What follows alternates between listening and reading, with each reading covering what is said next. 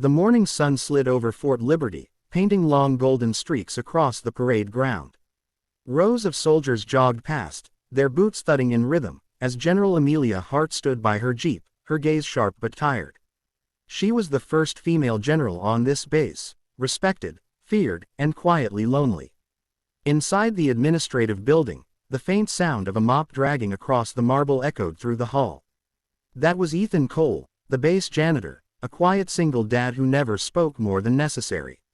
He wore the same faded blue uniform every day, and though his hands were rough from scrubbing floors, there was something calm and steady in his eyes. Most soldiers didn't notice him. He was just the janitor. But one morning, that changed. Amelia was passing by when she overheard something strange, Ethan speaking softly to a new recruit who looked lost. The recruit was Hispanic, struggling with English. To her surprise, Ethan switched effortlessly into Spanish, giving directions with perfect fluency. Then, seconds later, another soldier from France approached, and Ethan greeted him in French, then another in Arabic. 3 languages in less than 2 minutes. Amelia froze mid-step. Did I just hear that right? She whispered to herself. Later that afternoon, she summoned her assistant, Captain Ryan Blake. Find out everything you can about our janitor, Ethan Cole, she ordered. Ryan looked surprised. Yes ma'am, the janitor. Yes, Amelia said, her tone soft but firm. There's more to him than a mop and bucket. That night, while the city lights of Fayetteville shimmered in the distance and traffic hummed faintly on the highway, Amelia sat in her office looking through Ethan's personnel file. It was thin, too thin. Just a local hire, single father, widowed, no prior military record. But beneath the dull paper, something felt unfinished. The next morning, Amelia watched him again, quietly, from a window above the mess hall. He was helping a delivery driver who barely spoke English unload boxes, switching to Mandarin Chinese like it was second nature. Something stirred in her chest, not just curiosity, but a kind of awe. She walked down the steps toward him. Mr. Cole, she said firmly. He turned, startled. Ma'am, General. Sorry, I didn't mean to be in the way. You're not, Amelia said. I just want to know, how many languages do you speak? He hesitated, then looked at the floor. 9, he murmured quietly. Her eyebrows lifted. 9, yes, ma'am. English, Spanish, French, Mandarin, Arabic, Russian, Swahili, German, and a bit of Korean. Amelia couldn't believe it. And you're a janitor. Ethan smiled faintly. A job's a job, ma'am. Floors don't judge you. Those words hit her harder than she expected. That evening, as the base lights blinked under a pink Carolina sunset, Amelia found herself thinking about Ethan's calm humility. Here was a man who knew 9 languages but chose silence, a man who had buried his dreams under the weight of survival. She decided she wouldn't let that continue. The next day, General Amelia called Ethan to her office. When he entered, he looked nervous, holding his cap in his hands. Sit down, Mr. Cole, she said kindly. He hesitated before sitting. I did some checking, Amelia began. You never applied for any translator or civilian liaison roles here. Why not? Ethan gave a small, tired smile. Because no one asked, ma'am. I tried a few years ago at other bases, but they said I wasn't qualified. No degree, no background checks cleared fast enough. So I stopped trying. My little girl needed food more than I needed pride. Amelia nodded slowly, her throat tight. You have a daughter? Yes, ma'am. Her name's Lily, she's 9. Smart as a whip, wants to be a teacher. His eyes softened at the thought. We live over by the city park near Bragg Boulevard. Small apartment, but she loves watching the buses go by every evening. Says they look like giant yellow whales. Amelia smiled. She sounds wonderful. She is, he said softly. She keeps me going. There was a pause, filled with the faint sound of cars passing outside and the chirping of early spring birds. Then Amelia leaned forward. I have a proposition, she said.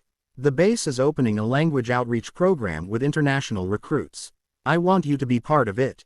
Ethan blinked, stunned. Ma'am, I'm just a janitor. No, Amelia said firmly. You're a man with a gift this base needs. You'll still work here, but as a language specialist. I'll make sure you're trained, certified, and compensated properly. Ethan stared at her in disbelief. His lips trembled. "Ma'am, are you serious?" "I don't joke about talent," Amelia replied. "Especially when it's hidden under a mop handle." He stood up, his eyes glistening. "Thank you, ma'am. You have no idea what this means." Amelia smiled faintly. "Oh, I think I do." That evening, Ethan walked home through the city park, the tall oak trees glowing under golden streetlights. He could see Lily waiting at the bus stop with her backpack, waving. When he told her the news, she jumped into his arms. "Daddy, you're a teacher now," he laughed through tears. "Something like that, sweetheart." They bought 2 ice creams from a food truck parked nearby, its radio playing soft country music. The night breeze carried the hum of traffic and the distant whistle of a train. For the first time in years, hope felt real again. But life wasn't done testing him. 2 weeks later, a sudden budget cut threatened to cancel the outreach program. The officials said there was no funding justification for civilian upgrades. Ethan felt the floor collapse beneath him. He went back to scrubbing hallways in silence, his promotion frozen in paperwork. When Amelia found out, she stormed into the board meeting. "You're cutting a program that could save lives in translation missions. For what? A few $1,000s." The officials hesitated, but Amelia wouldn't back down. "If this base stands for service, then we stand for people like Ethan Cole, the ones who serve quietly and never complain." Her voice was fierce, trembling with conviction. And it worked. The program was restored, fully funded, permanently established. That night, Amelia called Ethan again. "It's official," she said simply. He exhaled shakily. "Thank you, ma'am." "Don't thank me," she said. "You earned this." Months passed, and Fort Liberty transformed. Ethan's small classroom, once a storage room, now echoed with soldiers repeating foreign words under his guidance. Flags of different countries hung proudly on the walls. Lily would sometimes visit after school, sitting at the back of the room, smiling proudly as her father taught soldiers in multiple languages. One afternoon, during an international training exercise, a group of visiting officers from Kenya and Germany arrived unexpectedly.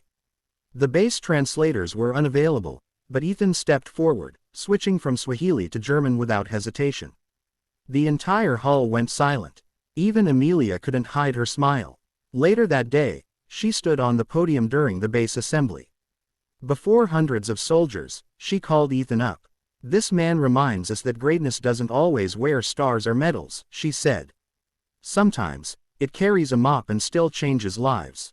The applause was thunderous. Ethan's eyes filled with tears as he looked at Lily clapping proudly in the front row. That night, under a sky full of stars, Amelia met him outside. Near the old flagpole. "Do you ever regret staying here, Ethan?" she asked. He shook his head. "No, ma'am, because someone believed in me when no one else did." Amelia smiled softly. "That's what kindness does. It plants a seed in silence and lets it grow into something extraordinary." Ethan looked up at the sky. Maybe one day Lily will remember this, that words can build bridges even between broken hearts. Amelia nodded. She will. A year later, Ethan's program expanded to other bases across the country. Soldiers trained under him served as interpreters in humanitarian missions worldwide. Lily grew older, winning her first essay contest titled, "The Language My Father Taught Me." At the bottom of her essay, she wrote, "Greater than, my dad taught me that kindness speaks every language, you just have to listen." Dear viewers, if this story touched your heart, please share your thoughts in the comments below. Don't forget to like, share this video with your friends, and subscribe to the channel Kindness Quest, where every act of kindness becomes a story worth telling.